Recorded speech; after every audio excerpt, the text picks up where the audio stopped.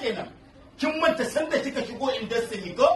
A takaice, a wulakance, riga daban, zani daban, dan kwali daban, budu kina neman ina da quality.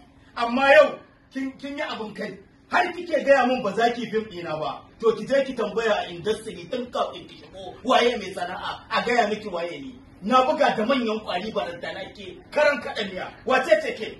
Ki je ki tambayi tarihi maza ma acto namiji ya buga da mu ya mu ya wulakanta industry ya zagi industry ya rena ɗan industry an kai masa kuɗi ya dawo da su za a sha powers a yi wulakanci a mai da kuɗi a zagi harka yayi ya gama. Yau rayuwa ya ta kasance mar yana nan a Kaduna an bude shagon lemo da gurguru wannan izina ce don haka mu ba za mu raina fim ba za mu ci mutuncin fim ba fim sana'ar mu ce kuma mun san mutuncin ta kuma fim ya mana komai an ɗebo ƙeƙashashu ko